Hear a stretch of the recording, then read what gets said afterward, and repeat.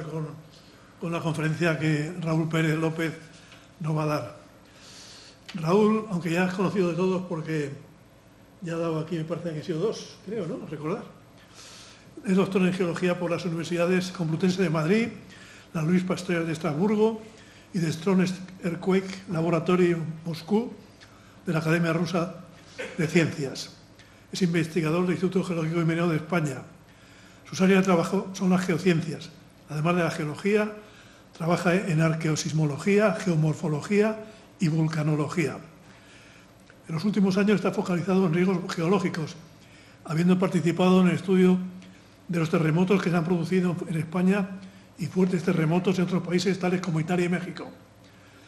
Es un afamado espeleólogo con destacados logros en grandes profundidades, que ya tiene mérito, para lo que hay que superar largas estancias. Actualmente trabaja en las mayores simas de profundidad situadas en Cantabria, que me parece la MD esa, ¿no? Está al lado. Está parecida. Es autor de numerosas publicaciones, destacando entre ellas un libro de divulgación cuyo título es Los terremotos perdidos. Bueno, pues yo creo que nos va a hablar de un tema importante, que aquí está, se subyace, por ejemplo, el tema del castor, el famoso castor de Vinaroz y del Mediterráneo, el tema del fracking, y yo creo que también le podemos sacar un pequeño dato de esos pequeños seísmos que están produciendo ahora en La Palma, hay que la Cumbre Vieja parece que empieza a moverse, alguna cosa de esas que seguro que tendrás información, no sé si directa o indirecta, pero que es interesante, porque nosotros pensamos ir en enero a La Palma, quizás que nos pille la erupción cuando estemos allí. Bueno. Vamos a procurar que no nos pille, pero si tú ves algún peligro no lo dices, todavía estamos a tiempo de retirarnos. Bueno, pues te dejo, Raúl, y muchas gracias por venir. Y aquí tienes tu casa. Venga, muchas gracias a vosotros. Voy a hablaros de lo que es dentro del área de riesgos naturales, lo que estamos trabajando desde el Instituto Geológico y Minero de España en relación con los temas de sismicidad inducida y las técnicas geológicas que estamos aplicando para tanto su estudio como su mitigación.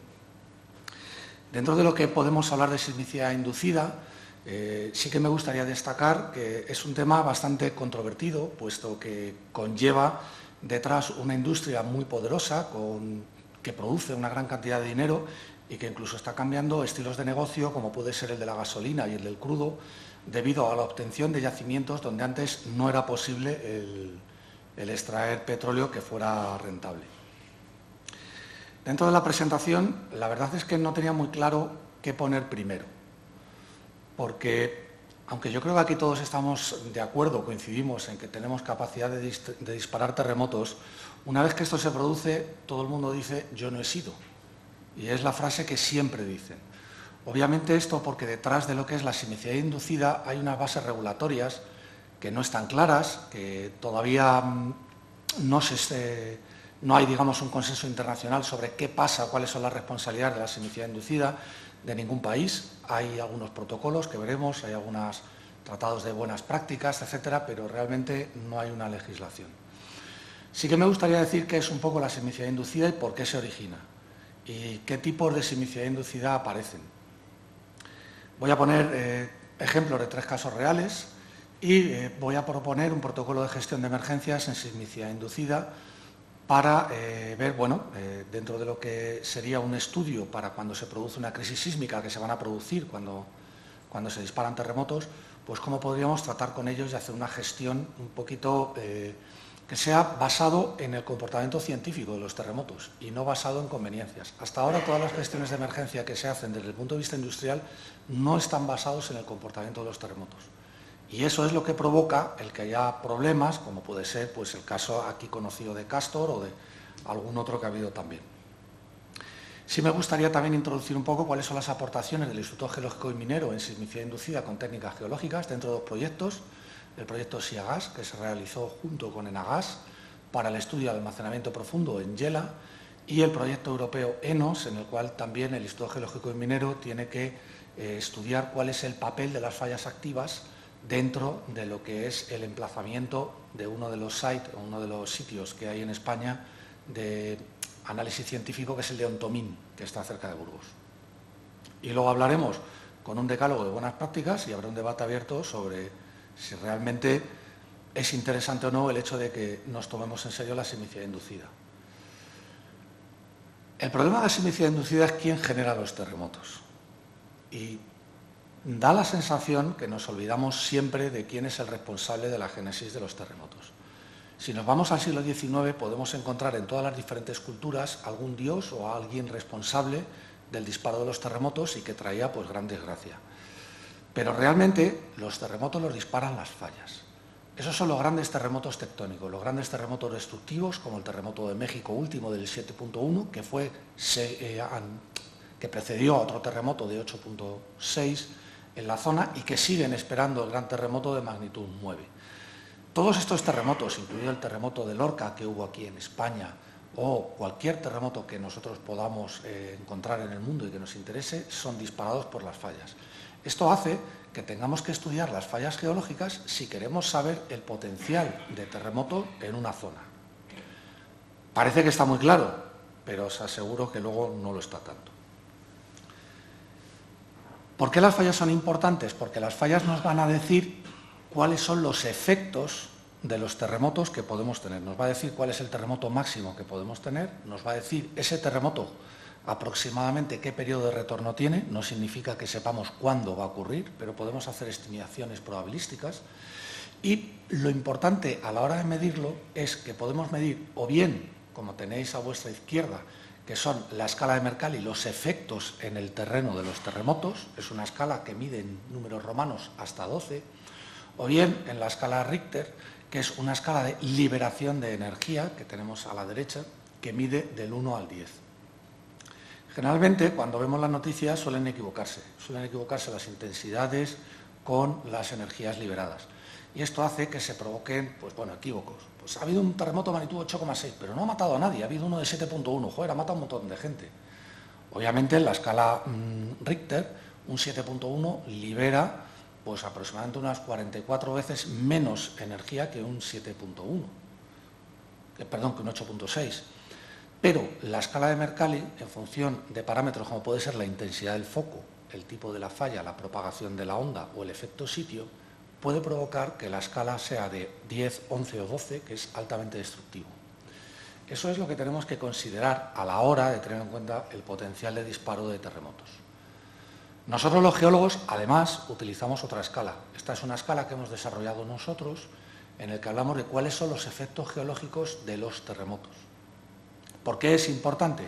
Si os fijáis, en esta que tengo aquí, podemos analizar pues, la formación de tsunamis, podemos analizar las licuefacciones en el suelo, los grandes deslizamientos que aparecen asociados, la formación de grietas, caídas de piedra, cambio del curso de los ríos. Todo esto es importante porque al final son los efectos que nos provocan la devastación, son los efectos que nos hacen, a la hora de hacer una gestión de emergencias, tomar decisiones.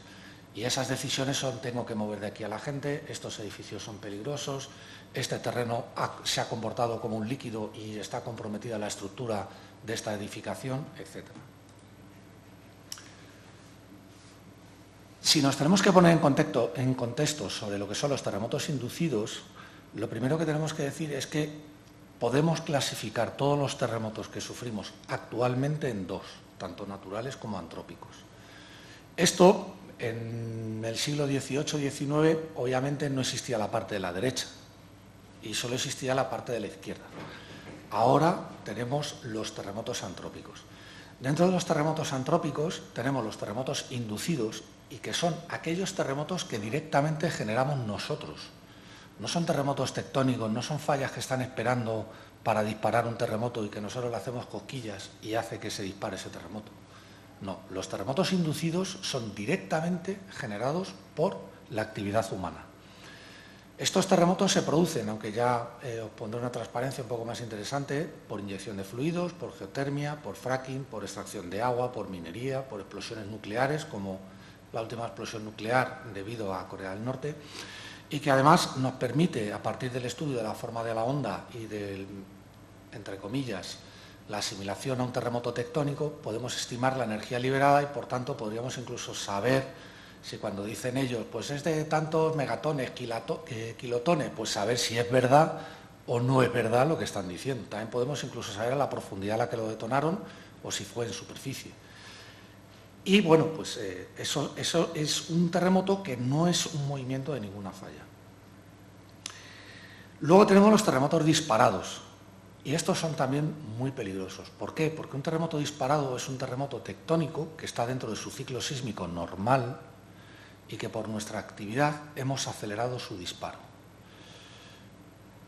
Hay gente que opina que estos terremotos no deben de ser incluidos en terremotos antrópicos porque al final lo que hemos hecho es estimular la actividad de una falla natural dentro de su ciclo de carga.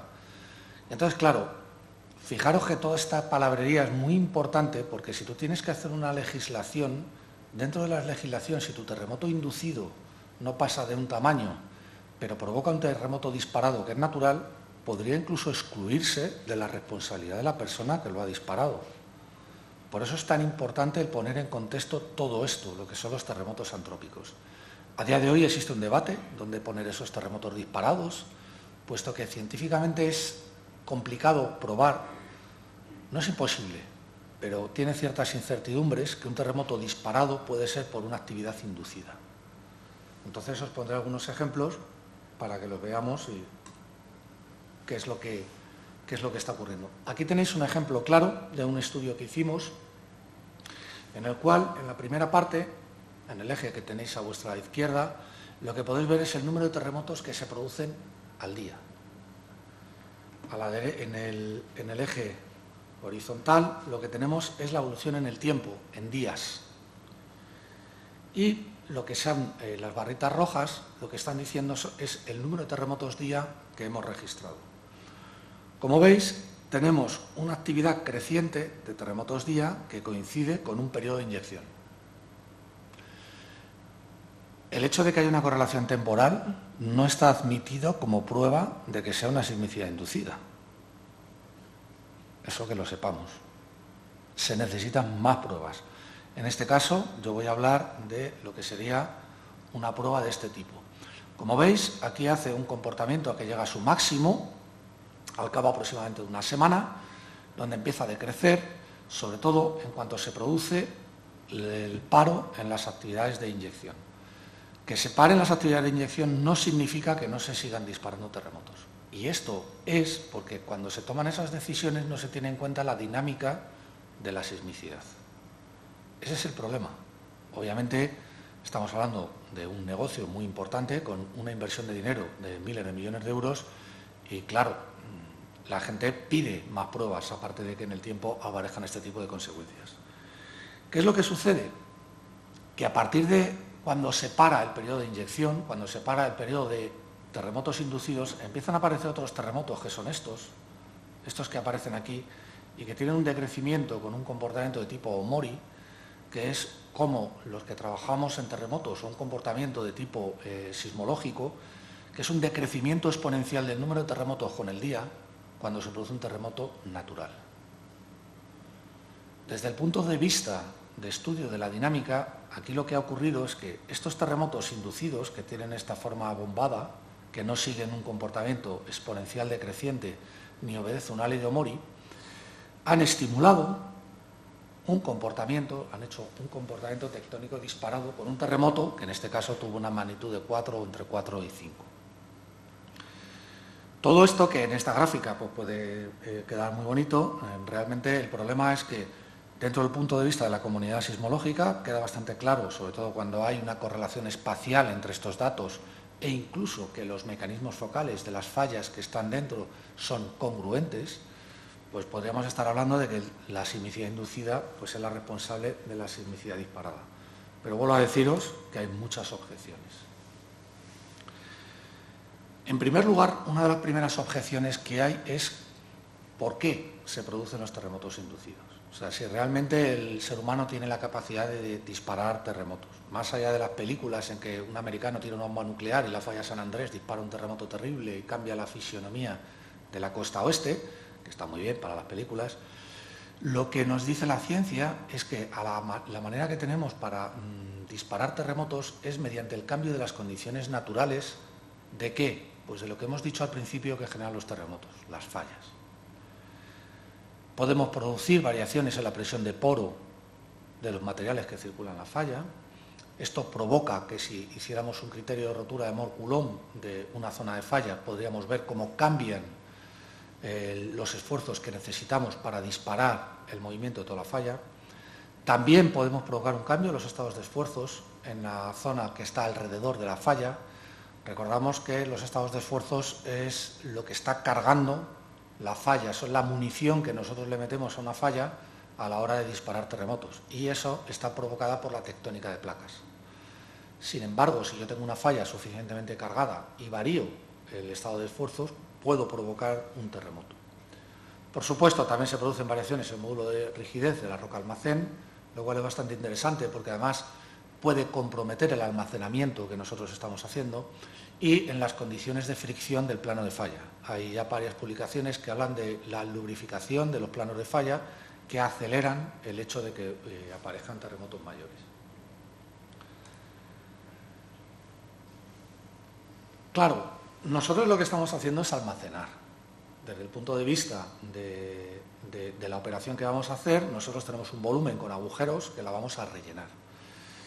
Esto que tenemos aquí provoca un cambio en las condiciones que tenemos alrededor, como puede ser una falla cercana, tanto en las condiciones de carga como en la presión de poro como en la fricción, que hace que pueda disparar un terremoto, o también, por lo que decía antes, por el cambio directo en la presión de fluido dentro de la falla.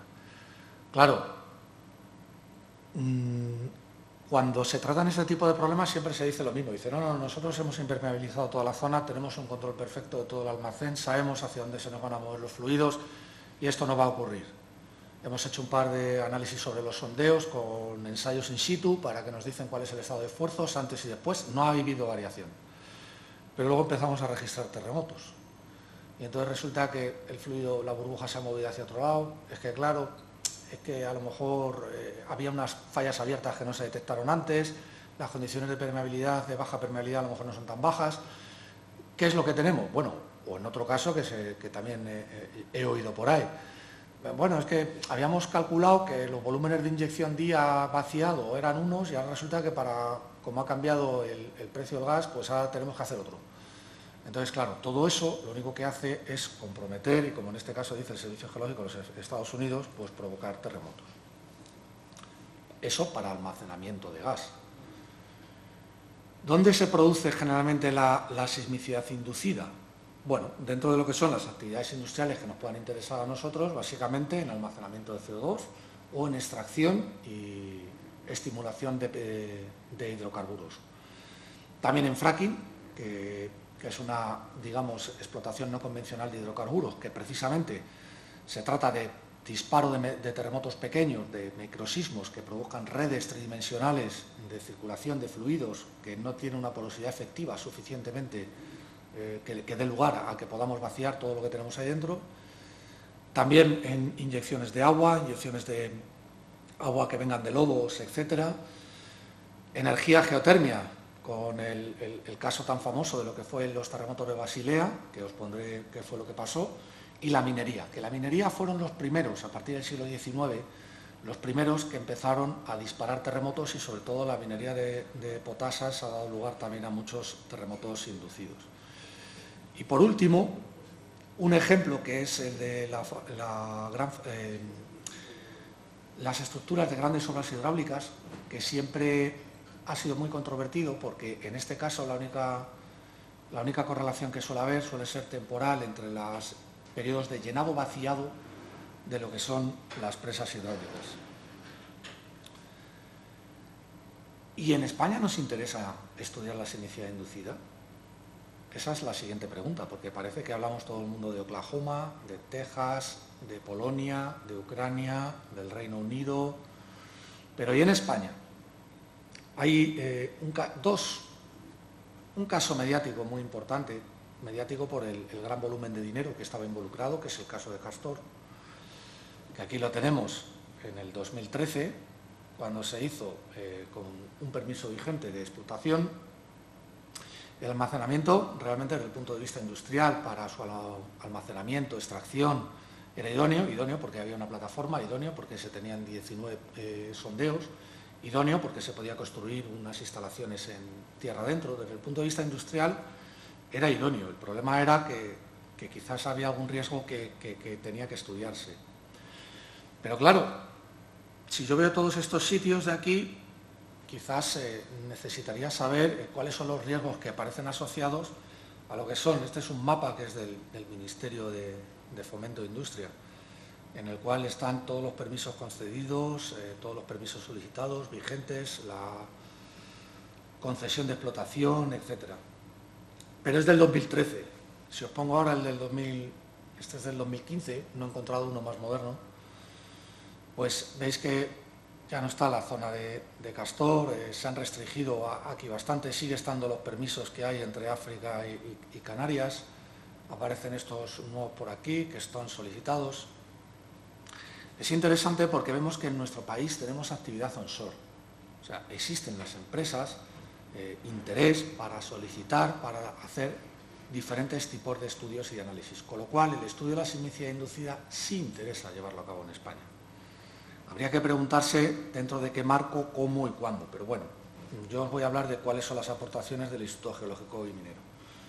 Porque, entre otras cosas, este es el mapa de fallas activas que desde hace, yo creo que 6 o 7 años, el Instituto Geológico y Minero tiene colgado en su página web, es un mapa público, en el cual están las fallas activas, que son, vuelvo a recordar, aquellas fallas que pueden disparar terremotos, y terremotos que son por encima de magnitud 5.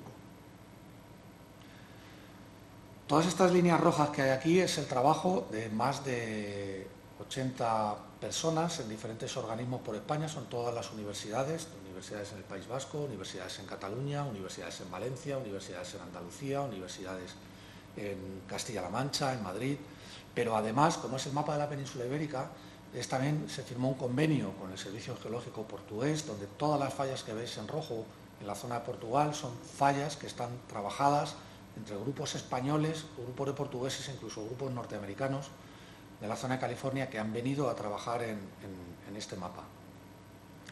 Este mapa, que realmente es una base de datos, es importante porque nos está diciendo en qué zonas en España podemos tener génesis de terremotos desde una información geológica. Por supuesto que tenemos los mapas del Instituto Geográfico Nacional que registran toda la actividad sísmica, pero en este mapa todas estas rayas rojas que aparecen son el fruto de publicaciones a nivel internacional y son el fruto de estudios de mucha gente durante mucho tiempo. Significa que no son, o sea, han pasado por un comité de expertos a la hora de decidir que aquí hay una falla que puede disparar un terremoto. Y están avaladas por el Instituto Geológico y Minero.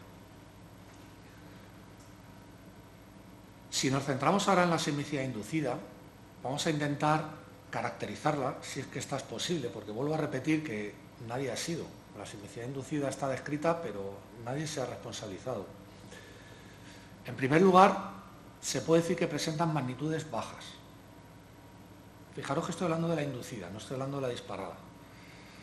Y baja, moderada, es que por ahora, sismicidad inducida, el terremoto que está ampliamente aceptado por la comunidad científica mayor es de 5.7. Estos terremotos ocurren a baja profundidad, lo cual es un problema, porque las intensidades pueden ser altas. Así que yo no necesitaré grandes terremotos para que la gente sienta los terremotos. Y ese es el principal problema de la sismicidad inducida, que si nosotros estamos haciendo una actividad industrial subterránea y estamos provocando que la gente sienta terremotos, vamos a tener que lidiar con un conflicto que es el que la gente tiene miedo a qué es lo que hacen los terremotos. Además, aparecen en enjambres, y esto es preocupante, porque ya no es que tengamos, a lo mejor, podemos tener terremotos de magnitud 2 o 3, pero como tengamos 50 o 100 terremotos, va a provocar bastante preocupación. Y por otro lado, no obedecen dinámicas naturales. Significa que si queremos caracterizarlo como terremotos, como un enjambre sísmico natural, como puede ser lo que está ocurriendo ahora mismo en La Palma, pues vamos a ver que que como no obedecen eso, a la hora de que tengamos que tomar decisiones, pues puede ser un poco más complejo, porque podemos continuar con nuestras operaciones y podemos estar retroalimentando el proceso, haciéndolo más peligroso. ¿Y esta qué problemática nos lleva? Pues que vamos a tener una intensidad sísmica, recordad la escala Mercalli que os he puesto antes, elevada, y elevada significa que es por encima de 6, que lo empiezan a sentir las personas. Podemos producir cambio en las condiciones de permeabilidad del almacén. Si nosotros tenemos un modelo dinámico en el cual hemos basado el estudio de nuestro almacenamiento y empezamos a provocar dentro del almacenamiento terremotos, podemos cambiar las condiciones de permeabilidad de las redes de fallas tridimensionales que estén dentro del almacén. Además, también vamos a cambiar las condiciones de los esfuerzos tectónicos y eso podemos estimular a las fallas tectónicas que tengamos en la zona. Es otra problemática más. Y también podemos provocar movimiento lateral de esos fluidos que estamos almacenando hacia sitios que no son hacia los que nosotros queremos almacenarlos. Esta transparencia lo que muestra es la base de datos mundial de terremotos inducidos por el hombre. Obviamente esta base de datos que tenéis ahí arriba, la dirección inducedearthquake.org, es también de acceso libre, ha sido publicado en el 2017. Yo voy a poneros unos cuantos gráficos que lo que están mostrando, en el cual lo primero que muestran, aparte de esta impresionante diapositiva donde se ve dónde se producen los mayores almacenamientos y problemas de sismicidad inducida, que son básicamente en Estados Unidos y en Europa, también en Asia, pues hay 728 proyectos que están disparando terremotos en el mundo. Casi la mitad es por minería, lo cual, bueno, no es sorprendente. Pero fijaros que tenemos también por obras hidráulicas un 23% o por extracción convencional de gas y de petróleo un 15%. Lo demás pareciera que no es importante, por eso que estamos hablando de un 8% en geotermia y un 4% en fracking. Pero es que realmente el fracking, excepto si no quitamos la zona de Estados Unidos o de los países del este y en Reino Unido, no se está llevando a cabo, se están haciendo exploraciones y estimulaciones, pero todavía no se está haciendo una explotación convencional. Y esta, a mi juicio, que es la gráfica más interesante de todas, nos dice, en función de lo que nosotros queramos hacer bajo tierra, qué es lo que nos podemos encontrar. Porque de alguna manera empieza a ser ya un comportamiento estadístico de cuáles son las magnitudes que están publicadas además por todos estos autores, por Wilson y demás, en el Seismological Research Letters, que hacen un análisis pormenorizado de cuáles los terremotos inducidos que estamos disparando. Y básicamente estarían entre magnitud 2 y magnitud 6 los terremotos que estamos disparando. Fijaros que estamos hablando con mucha alegría de terremotos de magnitud 6 o magnitud 5. El terremoto de Lorca, que mató a 9 personas y destruyó 1000 viviendas, tenía una magnitud 5.1. Y se produjo a 4 kilómetros de profundidad, que es donde realmente aparece la sismicidad inducida. Y dio una intensidad máxima 7, que es lo que podría dar cualquiera de todos estos terremotos inducidos. El máximo terremoto que aparece reflejado en esta base de datos, debido a la acción del hombre, es de 7.9. Esto ya son palabras muy gordas, son palabras mayores. Es un terremoto que se disparó en China y está asociado a minería. Obviamente es una falla tectónica, porque, como he dicho al principio, y no hay que perder nunca el norte de todo esto, son las fallas las que disparan los terremotos. Y los terremotos volumétricos o por inyección de fluidos raramente pasan de magnitud 6. ¿Cuáles son las modas? Generalmente los terremotos que se producen entre magnitud 3 por inyección de fluido, por extracción, inyección entre magnitud 3 y magnitud 4. ¿Y en Europa? ¿Qué nos dice esta base de datos de Europa? Pues fijaros, aquí tenemos todos los terremotos que aparecen calificados como inducidos, y que yo os hablaré de algunos de ellos, que aparecen en Europa. En España no solamente aparece Castor, aparece alguno más. Publicaciones científicas han relacionado el terremoto de Lorca con extracción de agua por parte de la gente que trabaja allí, que se dedica a la comunidad de regantes. Bueno, yo creo que eso es un modelo, más que otra cosa. Se puede discutir científicamente muchas cosas de lo que fue ese terremoto. Pero es que el terremoto de la Emilia-Romagna, en Italia, también se está hablando que fue relacionado con actividades, una combinación entre la geotermia que se estaba llevando en esa zona, en Mirandola, con también actividades de extracción de gas, con las empresas que están operando allí. Esos son los terremotos que aparecen en esta zona de aquí. También aparecen terremotos inducidos en la zona de Francia, casi todos están asociados a geotermia, que tenemos aquí, aunque también tenemos inyecciones de gas en la zona de Holanda o en Alemania, que tenemos aquí por minería.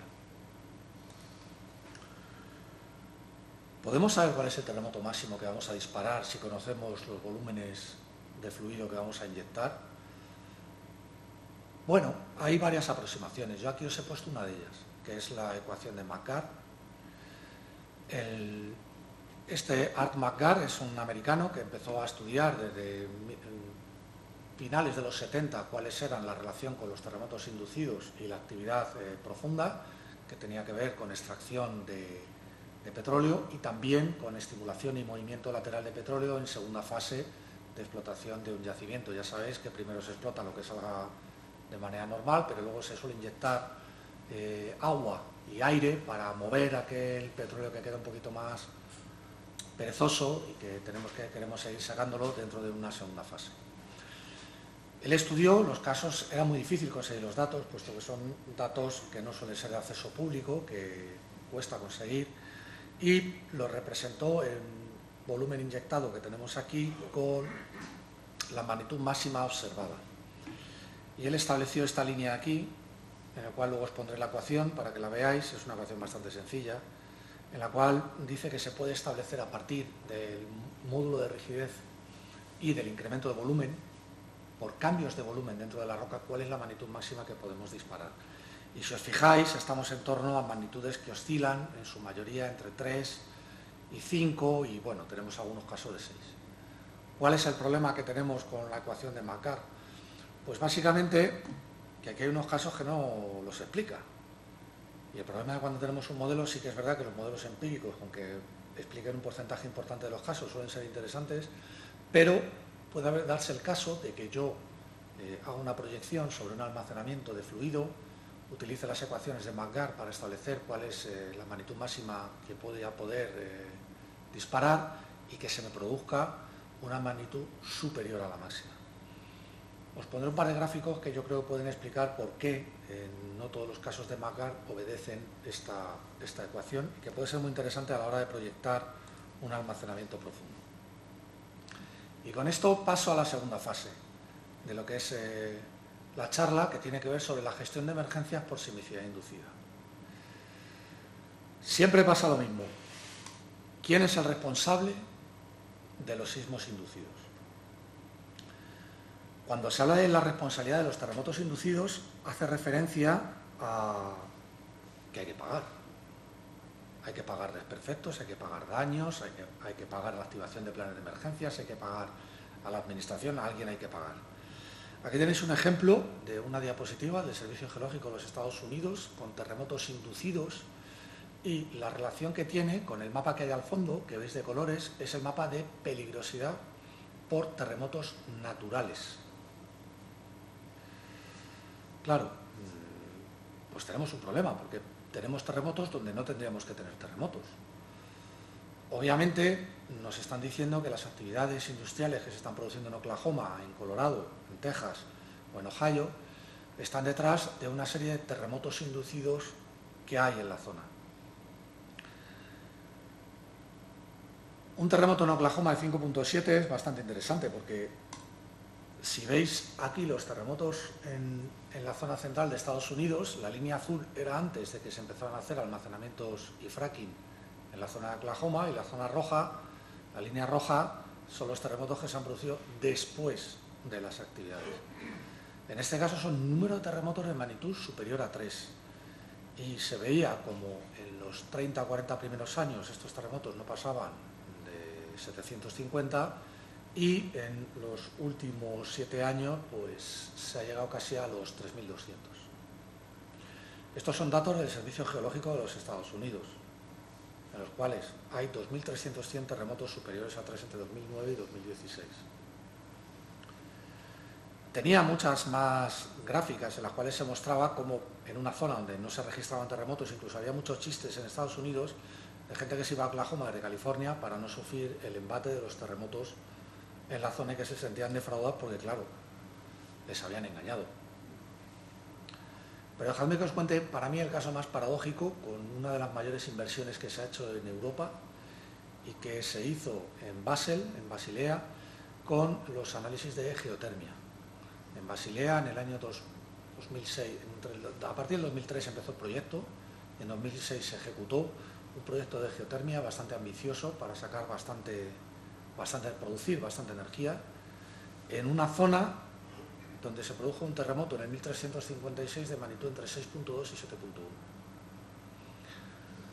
Lo primero que tengo que decir aquí es que cuando me leí los pliegos iniciales del proyecto, de principios del año 2000, no había ni un solo estudio sobre sismicidad histórica en la zona.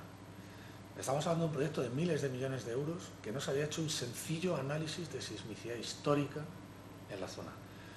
Para que os hagáis una idea, un análisis de sismicidad histórica en la zona, ni siquiera un análisis de fuentes sismogenéticas, de fallas activas, de paleosismología o de cosas más complicadas.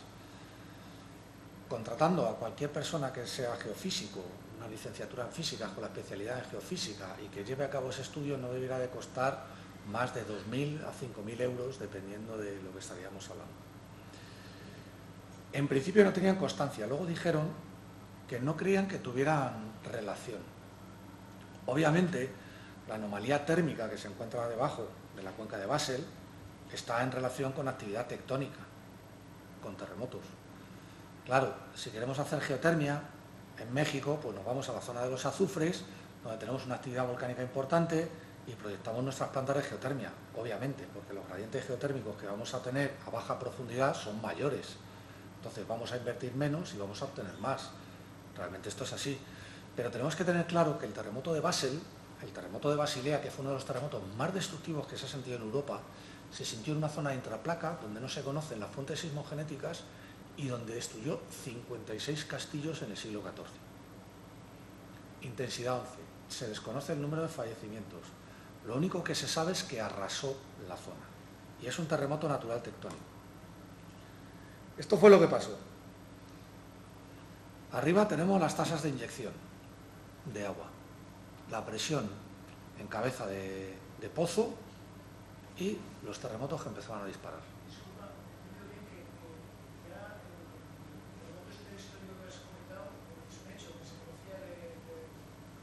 ¿Se conocía desde el punto de vista sismológico? Sí, claro. La sismicidad histórica en cualquier región del mundo se conoce. No, solamente tienes que irte a las culturas más antiguas para sacar todos los terremotos históricos. En México estaban escritos incluso los códices y se han reconstruido los terremotos que ha habido durante el siglo XIV y XV en México, que han sido destructivos, incluso en la zona más o menos que ha podido afectar. En España, el Instituto Geográfico Nacional tiene el catálogo de terremotos históricos en base a escritos, incluso en época musulmana, basados en libros que estaban en la antigua biblioteca de Alejandría y los que se tienen en el Cairo. Y hay auténticos catálogos de terremotos históricos, que son terremotos fechados entre el año 300 de nuestra era y la actualidad. O sea, este terremoto era conocido, pero vamos, amplísimamente.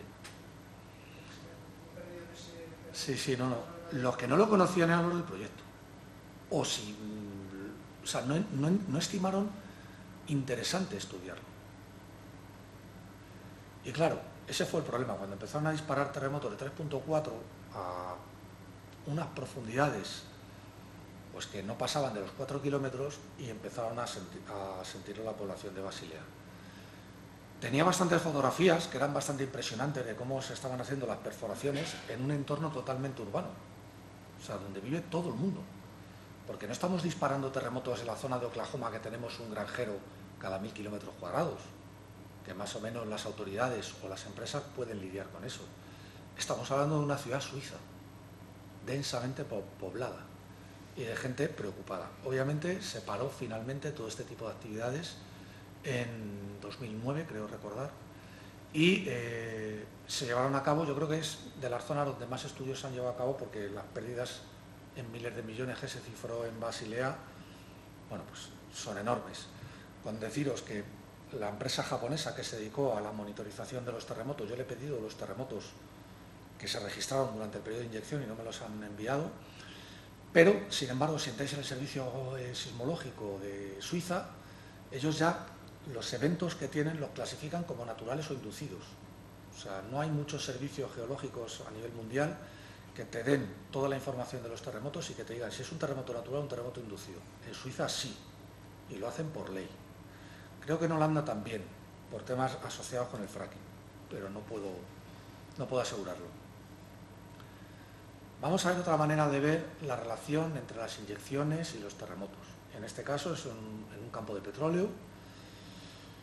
Un campo de petróleo que, bueno, decía que ellos no disparaban terremotos, entonces lo que se hizo fue normalizar la actividad sísmica en la zona, que es, perdonad por la leyenda porque a lo mejor no se ve bien, es este rojo de aquí, que es esta de aquí. Y en este caso, el desequilibrio que se produjo entre lo que se inyectaba para la estimulación y la producción de petróleo. Claro, en este caso yo lo que os estoy mostrando es que existe una correlación en morfología entre las dos curvas. Podemos hacer cualquier tipo de análisis a estas dos curvas, la que queráis, un análisis de la integral de correlación, podemos hacer una serie de Fourier en el tiempo, lo que queráis, que estas dos curvas están perfectamente correlacionadas entre sí. Si os muestro estas gráficas es para mostraros cómo los que trabajamos en sismicidad inducida intentamos correlacionar las señales entre los terremotos que se producen en la zona y la actividad profunda, en este caso, de un campo de petróleo. Y con ello ya entro en lo que sería el protocolo de gestión de sismicidad inducida. Este protocolo de gestión es un protocolo de gestión que hemos extraído yo. O sea, no es un protocolo que está oficialmente aprobado en ningún sitio, porque yo he escrito a varios organismos y a varias empresas pidiendo los protocolos de gestión y no existen. Existen de la Agencia Medioambiental de Estados Unidos un protocolo, digamos, de decálogo de buenas prácticas, pero que no es de obligado cumplimiento. Nada de esto es de obligado cumplimiento en ningún tipo de actividad de almacenamiento. Y dentro de lo que nosotros estamos trabajando dentro del Instituto Geológico Minero, intentando avanzar y adaptarnos a lo que van a ser nuevos modelos de actividades subterráneas que tienen que ver con almacenamiento, con estimulación por fracking o bien con explotación de almacenamientos profundos, bueno, creemos que es un primer paso. Lo primero que hay que hacer es que hay que hacer un seguimiento de la actividad industrial subterránea. Y eso se hace a partir de las ecuaciones de McGarr de 2014, con una simulación del volumen inyectado y extraído y la magnitud máxima que podemos disparar. Hay que hacer un diagrama que ahora os mostraré cuál es, que se llama el diagrama de Hall, que este es un diagrama que los Estados Unidos ha aplicado directamente porque, como os decía antes, en las ecuaciones de McGarr podemos disparar terremotos que no hemos predicho, de magnitudes superiores. Y los diagramas de Hall nos enseñan cómo puede ocurrir esto. Y es porque a veces simplemente un incremento en el caudal de inyección día puede hacer que dispare un terremoto aunque los volúmenes que tenga sean inferiores a aquellos que dan esa magnitud. Tengo también que hacer un tiempo de acomodación. Yo entiendo que todo esto es un poco problemático cuando estás hablando con la industria del almacenamiento de gas, porque te dicen, pero bueno, es que mi negocio es, y yo tengo que ver cuánto está el gas, y tengo que extraer un volumen, y almaceno vacío, almaceno vendo, y tú me estás diciendo que tengo que ver el tiempo de acomodación de la presión de poro, pues es un problema. Digo, hombre, claro, si no quieres disparar terremotos, sí. Si quieres disparar terremotos, no. Aquí está el tema, el quid de la cuestión. Porque una vez sabido esto, si se empiezan a disparar terremotos inducidos, voy a tener que establecer un semáforo de actividades, una monitorización sísmica, una monitorización con radar, voy a tener que hacer un seguimiento de las fuentes que me pueden disparar grandes terremotos y voy a tener que diseñar un semáforo que no sea lineal. Y esto hay un suizo muy bueno, Stephen Beimer, que lo cuenta de una manera bastante interesante. Fijaros, son las ecuaciones de McGarr para el disparo de terremotos inducidos. Básicamente la ecuación es que el momento sísmico es una relación directa del incremento de volumen y del módulo de rigidez de la roca almacén. Y él basa su ecuación en todos estos casos, en todos estos pozos a lo largo de todo el mundo, que son en Texas, en Polonia, en la cuenca de Basel, en Estados Unidos, en todas estas zonas de aquí, donde él dice que la inyección de cualquier fluido puede aumentar una presión de poro que va a estimular una falla. Su modelo es realmente sencillo y se acomoda bastante bien. Si os fijáis aquí, la diferencia con la imagen que he puesto antes es que él ha eliminado aquellos terremotos que se le escapan de su ecuación, pero bueno, puede poner aquellos terremotos que considere.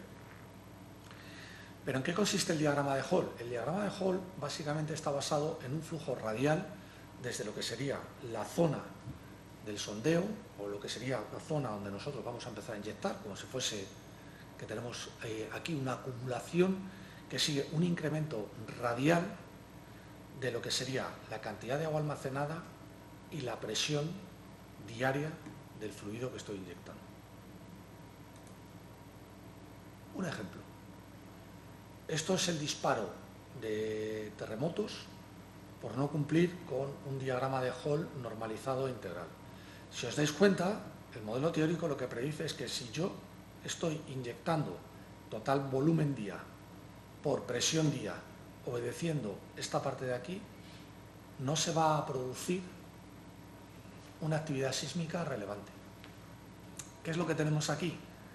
Que durante estos días no se produjo un incremento de lo que sería la presión.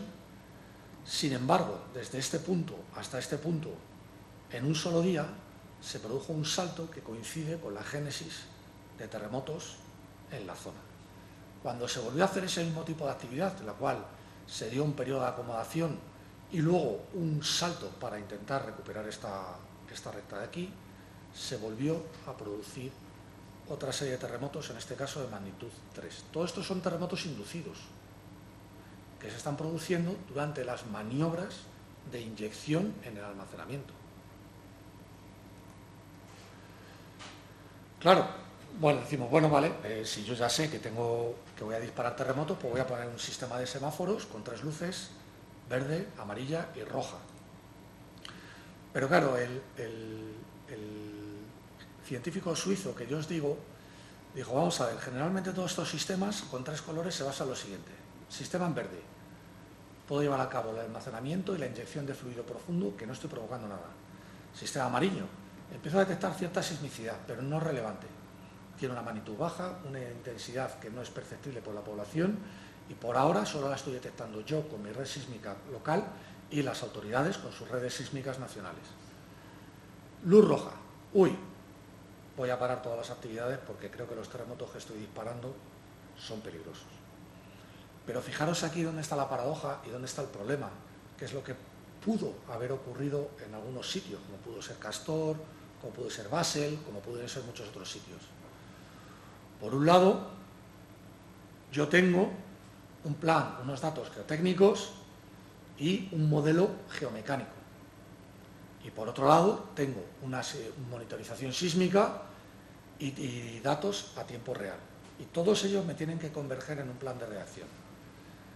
Esa convergencia no se produce, no está sincronizada. No ocurre nunca. Pero no ocurre aquí ni en ninguna parte del mundo. Lo que por un lado está detectando por los terremotos va en paralelo con lo que son las actividades en una planta de almacenamiento, de extracción o estimulación de petróleo, de extracción de gas, de producción de fracking, etc. Son 2 dinámicas distintas. Y el problema es que este tipo de semáforos, con estos 3 colores, con estas 3, digamos, discretizaciones del comportamiento dentro de la actividad, lo que provoca es que se sigan disparando terremotos y no sepamos por qué o cómo los podemos parar. Porque los terremotos son un fenómeno en cascada. Y ese es el principal problema. La dinámica de los terremotos no es lineal. No va a haber una correlación directa entre paralizar nuestras actividades en nuestra planta y el hecho de que no sigan ocurriendo terremotos. Eso no va a ocurrir. Entonces tenemos un problema, ¿somos capaces de saber cuándo tenemos que tomar decisiones de gestión, de inyección, extracción de fluido o de la presión que tenemos dentro del almacén o del volumen total que tenemos frente a una crisis sísmica? Bueno, yo aquí voy a proponeros algo. No tengo por qué convenceros. Lo que veis en pantalla es una ley universal que obedecen todos los terremotos en el mundo, sean naturales, sean inducidos o sean disparados. Y es lo que se conoce con el nombre de la ley de Gutenberg y Richter. Es una ley relativamente sencilla. Es una ley que dice que si yo represento la acumulación de terremotos de una magnitud dada, lo puedo ajustar según una ley exponencial. Exponencial en magnitud y una ley logarítmica en energía, porque la relación entre la magnitud y la energía liberada también es logarítmica. Esto ya de por sí nos está dando una pista muy importante sobre los terremotos, y es que los terremotos son invariables al cambio de escala. Los terremotos, en cuanto tengo un enjambre, ya no sé a qué escala voy. Si fuera para una escala menor, me daría igual, porque si estoy teniendo un terremoto de 0,5 o 0,1, pues me da igual. Pero si me pasa una escala mayor, ya sí que empiezo a ser importante. Y ese es el problema, que los terremotos obedecen este tipo de dinámicas. ¿Y esto cómo se refleja? Pues fijaros, esto que tenéis aquí en rojo es lo que se conoce como una curva de energía sísmica liberada en el tiempo en acumulado. Como veis, es una curva que puede ser caprichosa, que sigue aquí una especie de rellano, hace un escalón, de repente el escalón se vuelve más grande, vuelve a hacer un pequeño rellano, otro escalón, rellano, vuelve a tener un escalón más grande. Esto es lo que se conoce con el nombre de geofísica de las curvas acumuladas de Benioff, y es lo que al principio del siglo XX se intentó utilizar para predecir terremotos. El problema es que esta estructura, desde el punto de vista matemático, se conoce como escalera del diablo. Es una geometría de tipo fractal, donde tú después de un escalón no sabes el tamaño del rellano que viene, y después del rellano no sabes la altura del escalón que te viene. Claro, si tú muestras esta curva dices, entonces no podemos hacer nada con los terremotos. Algo se puede hacer con este tipo de gráficas. Y nosotros desde el Instituto Geológico y Minero estamos desarrollando una nueva metodología que a partir de estas gráficas lo primero que podemos estudiar es si los terremotos son naturales, si los terremotos son inducidos y si son naturales, si son tectónicos o si son volcánicos. Y eso es bastante importante. Dejad que me explique. Fijaros, aquí tenemos un ejemplo de lo que serían, abajo tenemos días y arriba tenemos el valor del parámetro B de la ecuación que os he puesto antes de Gutenberg y Richter, de la recta. La pendiente de la recta que os he mostrado antes. Esa recta no es única, según va pasando el tiempo va variando y va tomando diferentes valores. Aquí tenemos valores que comienzan en 2,7, suben a 3,2, bajan a 2,7 y se estabilizan en 1,92. Pues cuando estudiamos esta serie de terremotos inducidos, nosotros lo que tuvimos es periodo de inyección, empiezan terremotos, consiguen aquí su máximo de terremotos inducidos y aquí se para la inyección. ¿Qué es lo que pasa? Pues que en este sistema ese enjambre de terremotos continúa hasta que se provoca en este día, en el día 17, fijaros que son 4 días después del periodo de inyección, aparecen unos terremotos tectónicos, porque la dinámica de los terremotos en la zona ya está en estado estacionario, ya da igual lo que hagamos. Da exactamente igual. Vamos a llegar al mismo final. ¿Puedo yo, entonces, con este tipo de comportamientos, proponer un sistema de semáforos? Sí. Este es un sistema que es totalmente nuestro. Es un sistema en el que estamos trabajando, en el cual lo primero que vemos aquí son estas curvas acumuladas de energía liberada. Ya no estoy trabajando con un único evento. Estoy trabajando con la energía total liberada por el día. Y tengo diferentes fases. Tengo en esta primera parte de aquí, que aparece en verde, pero realmente debiera de ser amarilla, empiezo a detectar una sismicidad inducida, donde entro en estado de prealerta, tengo que ver las fallas que tengo alrededor y cuáles son los últimos terremotos que han disparado. Si empiezo a pasar aquí, yo aquí estoy inyectando, a esta parte de aquí, entro en un estado de vigilancia, se debe de producir un decrecimiento en la presión y hay que alertar a las autoridades. Fijaros que para esto solo tengo que acumular energía de terremotos superiores a 2. Y con que tenga 10 terremotos de 1.5, ya estoy teniendo un terremoto que equivaldría a 2. Podría decir alguien, hombre, es que 10 terremotos de 1.5 no van más allá. Según estoy pasando a esta fase de aquí, ya lo que estoy provocando es un estado de alerta. Obviamente, cuando la energía que empiezo a acumular, que estoy disparando por sismicidad inducida, empieza a ser superior a 4, es donde tenemos que empezar a temer lo peor.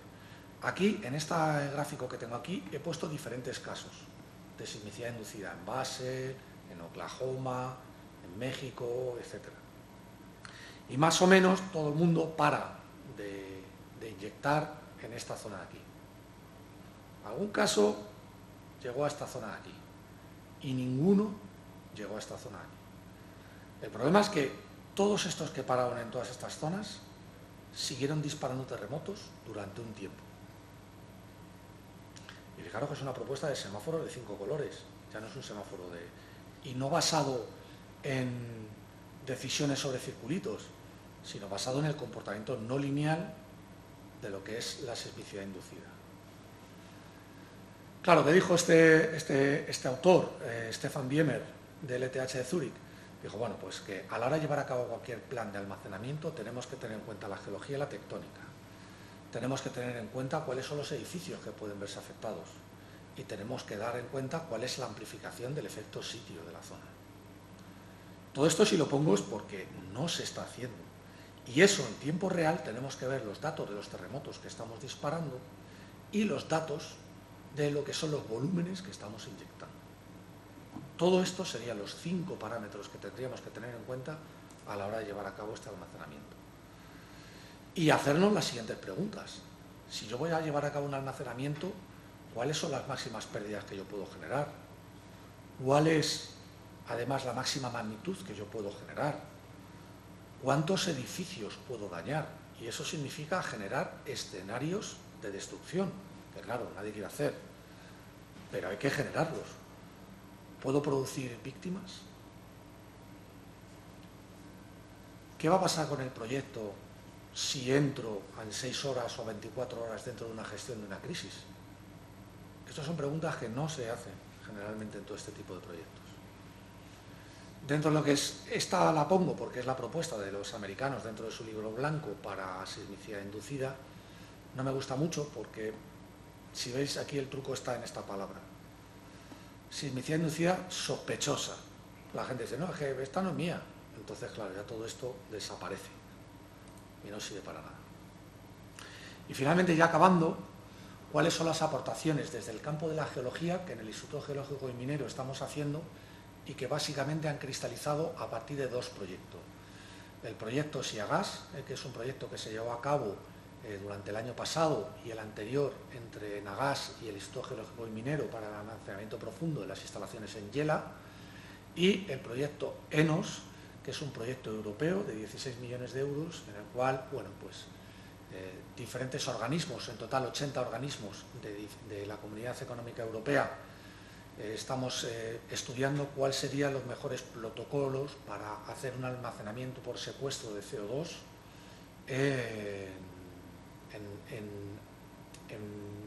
digamos que en factorías que estén tierra adentro, no offshore, o sea, no utilizando instalaciones marítimas, sino utilizando instalaciones en tierra. En los 2 proyectos estamos involucrados. En el primer proyecto, SIAGAS, el ICME fue el director y coordinador de dicho proyecto, y en AGAS, digamos que era la que ponía la financiación, y en el segundo proyecto, en el proyecto ENOS, la financiación es europea, y os explicaré cuál es el papel del ICME dentro de las tareas que nos han asignado. Fijaros, nosotros desde el Instituto Geológico y Minero siempre hemos abogado que cualquier estudio que tenga que ver, por lo menos desde que estoy yo, que entré en el 2009 y que empecé a trabajar en estos temas en el 2011. desde el 2011, un estudio del análisis de esfuerzos en todas las zonas donde se va a almacenar gas. Y este fue el diagrama de flujo que le propusimos a Nagas y que le pareció bien. Y es que, claro, tenemos que estudiar la sismicidad histórica de la zona, la sismicidad instrumental. Tenemos que estudiar, hacer una cartografía de cuáles son las fallas que pueden provocar terremotos. Tenemos que diseñar un trabajo de campo y estimar el campo de esfuerzos, el campo de formación y las trayectorias de esfuerzos. ¿Por qué? Porque nos van a decir las fallas que pueden disparar terremotos, que son los terremotos gordos que podemos detectar. ¿Y qué diseñamos?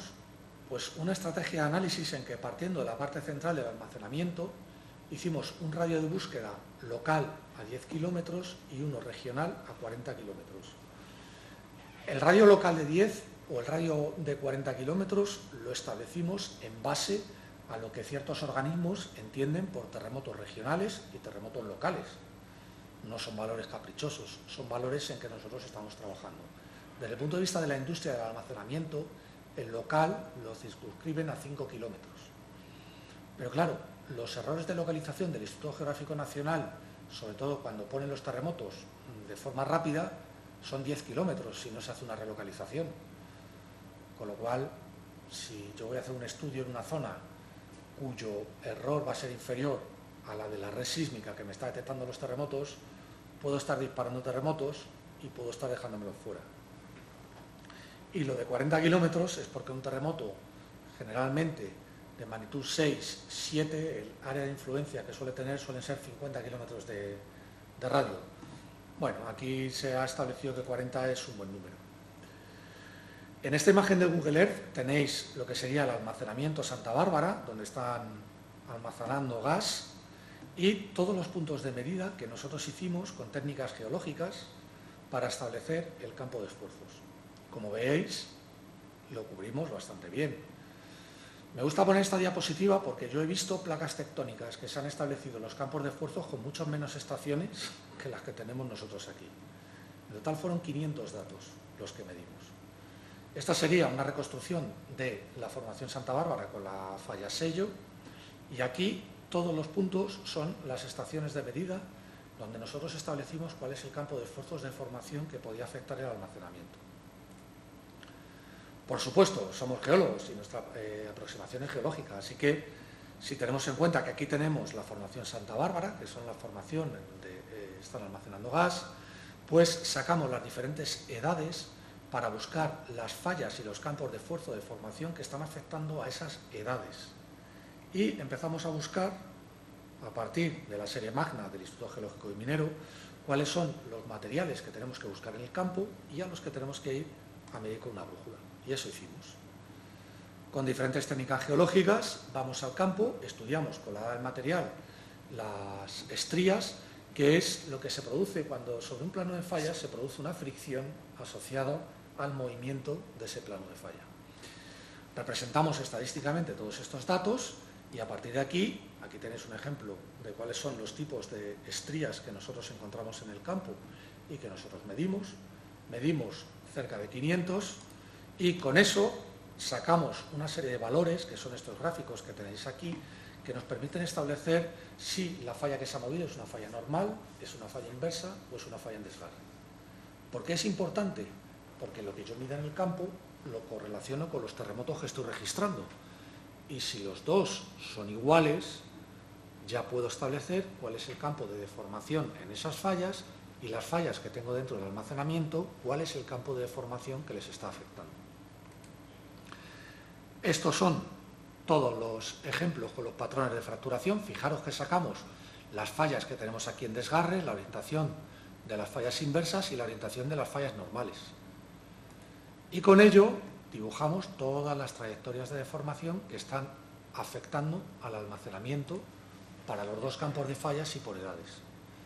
Con esto yo puedo decir cuáles son las fallas normales que están abiertas y por las que pueden circular fluidos.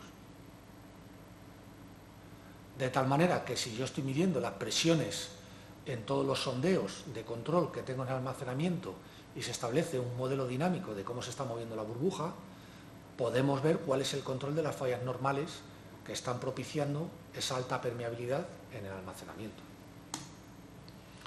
Por supuesto, también establecimos un modelo conceptual de la falla sello, puesto que la falla sello es muy importante. La falla sello es la falla que está limitando parte del almacenamiento, que suele tener forma de domo, y que en este caso puede ser incluso la que se dispare y la que dé lugar a los terremotos.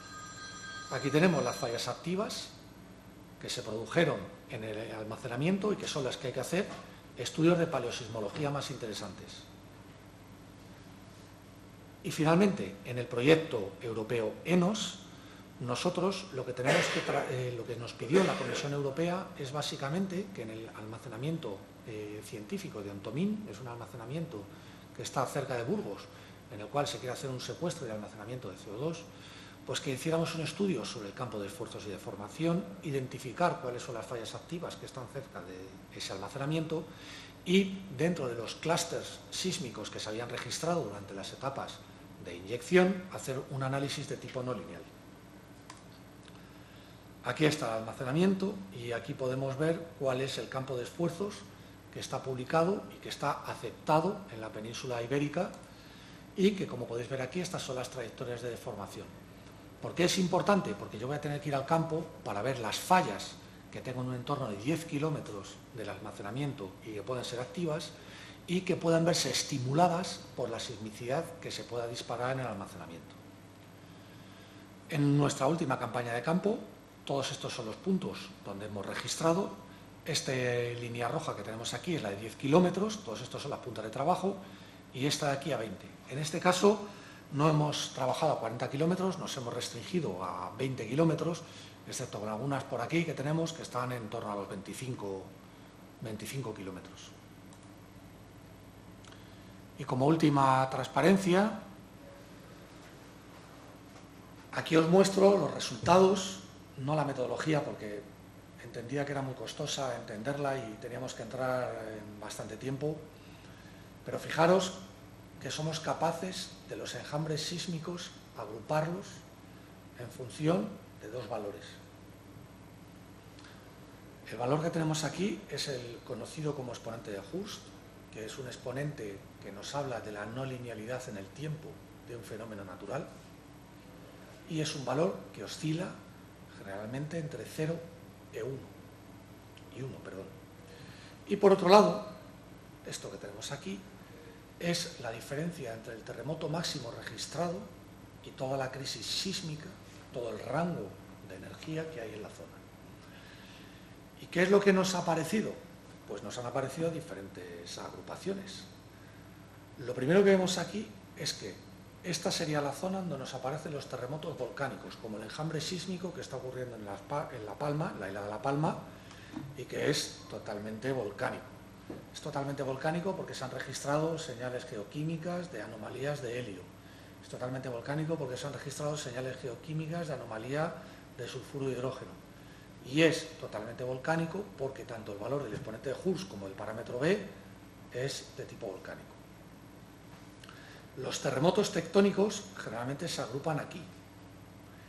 Y fijaros que el hecho de que estemos en esta línea de aquí lo que nos está diciendo es que aparece un gran único terremoto que es el que lleva el 90% de la energía que se ha disparado, como el terremoto de Nepal, el terremoto de México, los terremotos que se producen en Indonesia, los terremotos de Japón, etc. Y esta zona de aquí hemos representado los terremotos inducidos por almacenamiento de fluidos, Oklahoma, Basel, geotermia, etc. Y aparecen por aquí. Fijaros que están bastante parecidos a lo que serían los terremotos volcánicos, que serían esta zona de aquí. De hecho, incluso estos de por aquí los podríamos incluir en terremoto volcánico, sería una zona difusa. Pero claro, esto de aquí es la crisis sísmica de Torreperogil, en Jaén. Una crisis sísmica que se produjo, creo que empezó en el 2012, 2013, y que caería en la zona inducida. Nadie la ha estudiado, con lo cual esa crisis sísmica son terremotos de baja profundidad, entre 0 y 4 kilómetros de profundidad, y que aparecerían en esta zona de aquí. Pero luego tenemos el problema con las zonas de fracking, que aparecen en esta zona de aquí.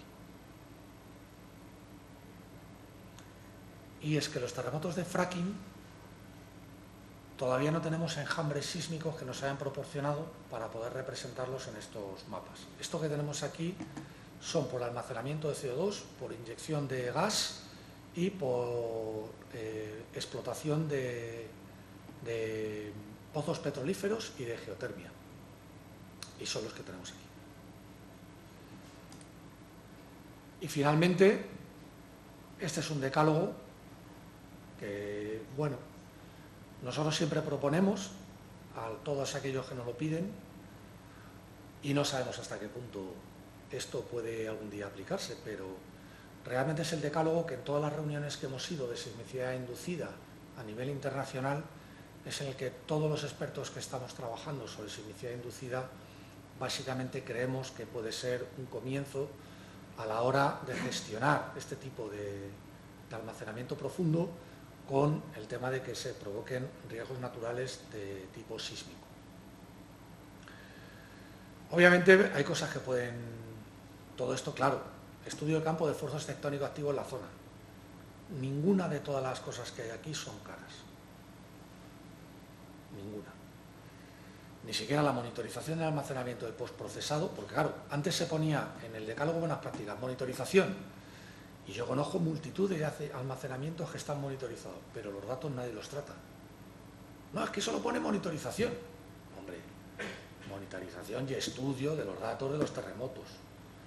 ¿Qué pasa? Que como la relocalización tiene un error superior, o sea, sin relocalización el error es superior a 10 kilómetros, al no estar dentro de los 5 kilómetros, dicen, ¿y si no son míos? Algo tendrá que ver.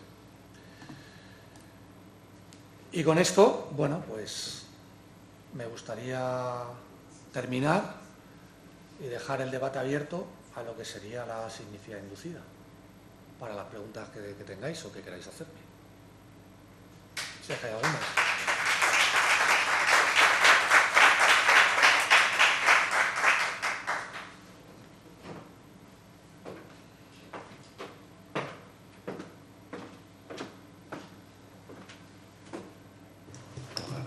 Bueno, suponer por un momento que me llamo Vigara, que se lo han llevado por ahí, no sé de qué forma, pues si tenéis alguna pregunta en particular.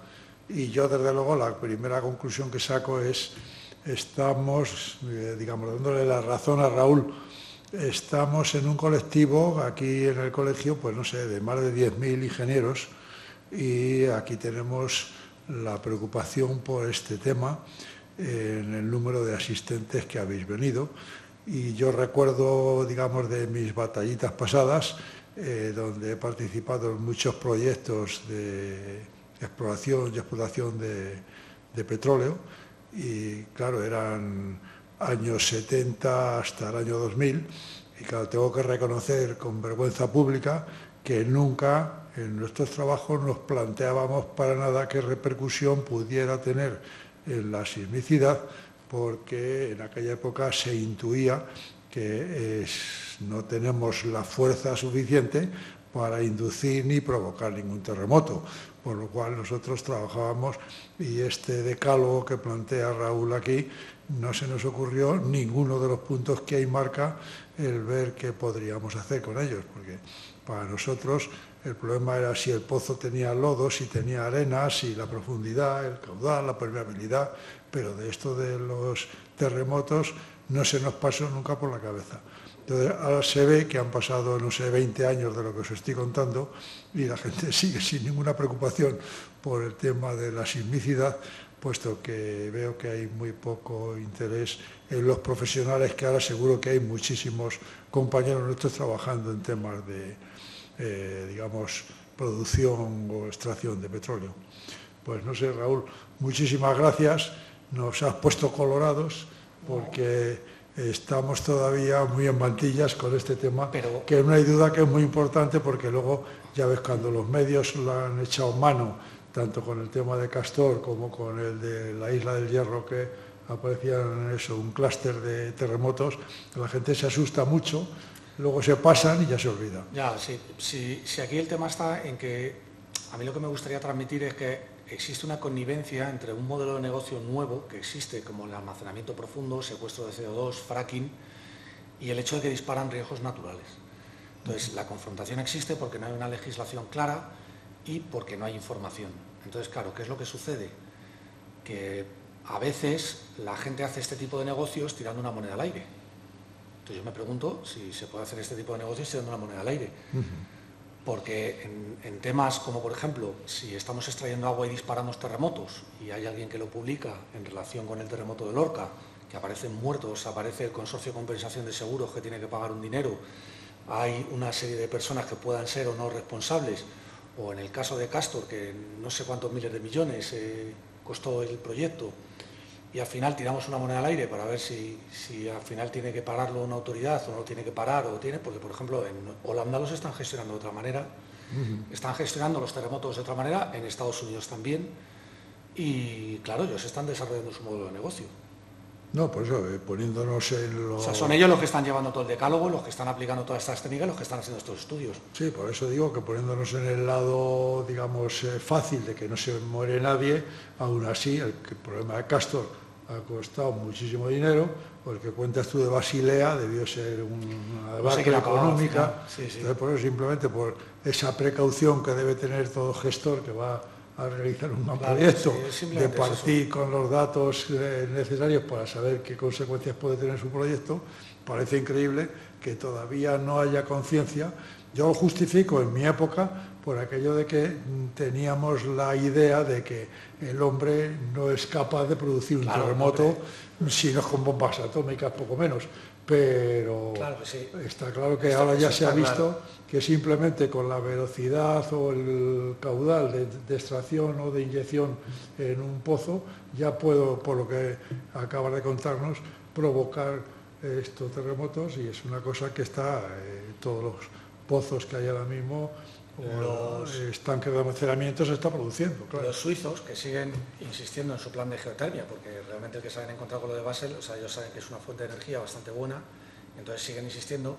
Ellos lo que dicen es, el problema es que como nosotros lo desconocíamos y no mostramos interés, provocamos, o sea, despertamos un monstruo, porque si tú empiezas a disparar terremotos en una población con miles de personas, ya es que da igual que digas que es de interés, que es energía más barata, que la energía es necesaria, puedes contar lo que quieras.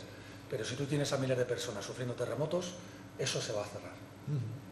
Entonces, claro, yo estoy seguro que esa gente cuando hizo eso no quería, nadie quiere disparar terremotos, nadie quiere provocar terremotos, y las intenciones son pues hacer un modelo de negocio en el cual, pues bueno, pues tiene sus pros y tiene sus contras. Yo ahí no me meto, yo soy científico de terremotos, y claro, ¿qué es lo que sucede? Pues sucede que cuando ya sabes que estás disparando terremotos, la pregunta es ¿qué hacemos? En España, hasta que pasó lo de Castor, yo creo recordar que la declaración de impacto ambiental que tenían este tipo de proyectos, el estudio de riesgos asociados a sismicidad, yo creo que era una cosa voluntaria, no era una cosa de obligado cumplimiento. Tampoco lo sé porque no trabajo en declaración de impacto ambiental de este tipo de proyectos. Me dedico a estudiar terremotos en las zonas. Pero por lo que me cuenta mi gente, que dice, oye, mira, que si queremos hacer esto, o ahora te piden esto otro, ¿tú qué piensas? O si hubiera una legislación. Nosotros somos un organismo consultivo, no legislamos, somos científicos de terremotos y no sabemos nada, pero vamos, ahora ya este tipo de cosas obviamente... No, por eso te digo, yo hasta hace 17 años, visto desde el otro lado, nunca nos planteamos, hacíamos análisis de riesgos súper exhaustivos y nunca entró el capítulo de riesgo sísmico. Ese concepto no se utilizó para nada, ni en España ni en otros países que estuve trabajando. Muy bien, Raúl, pues muchas gracias. Venga, de nada. Sí.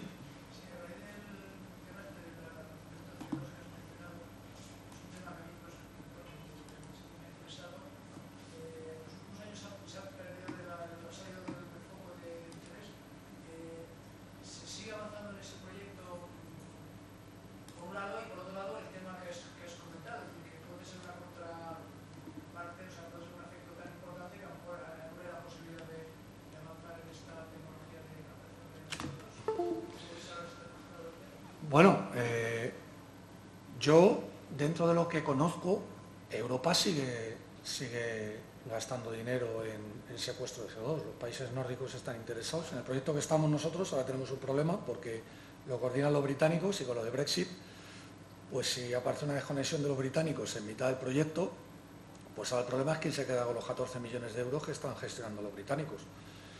A día de hoy se sigue estimando que el almacenamiento de CO2 es una opción para hacer un control de las emisiones. Tiene muchos problemas que solucionar desde el punto de vista industrial, que yo desconozco. Desde el punto de vista de disparo de terremotos, pues bueno, pues contactaron con nosotros para incluirnos en el proyecto a nivel europeo para que hiciéramos un decálogo y para que pusiéramos este tipo de cosas. O sea, que entiendo que sigue para adelante, porque si no siguiera para adelante, ¿para qué iban a contactar con nosotros, con el Servicio Geológico francés y con el Servicio Geológico holandés, para que entre los tres, digamos, si queremos almacenar CO2 como una propuesta para el CO2 que estamos produciendo en plantas de energía, ¿qué riesgos podemos tener? Y me consta que gran parte del dinero también la están metiendo en informar a la población. Si aparece en un pueblo, en una zona deprimida, donde viven 38 personas, aparece una gran industria, se genera una planta de almacenamiento, empiezan a aparecer ahí unos balones gigantes de CO2 y empieza la gente a sentir terremotos y nadie les ha dicho nada, eso está abocado al fracaso. Y en Europa lo sabe.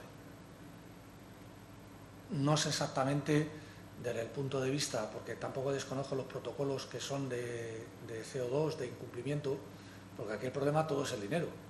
Si llegado un tiempo el protocolo de París dice que no puedes emitir tantas toneladas año de CO2, las estás emitiendo, pues tienes que pagar tanto por tonelada, porque luego hay un mercado de CO2, donde tú tienes que ir a comprar con tus bonos. Si eso ocurre así, resulta que no almacenas, o si almacenas te sale más barato, eso ya lo desconozco. Por lo menos este proyecto empezó el año pasado y en 5 años seguirá adelante.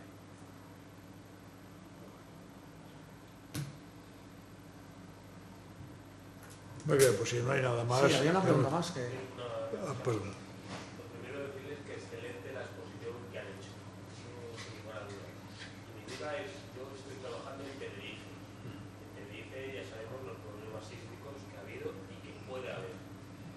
Y mi pregunta es, más bien también como usted es geólogo, mi preocupación ha sido que he visto ahí en las Islas Canarias cada vez que la estamos dañando más, estamos echando mucha porquería.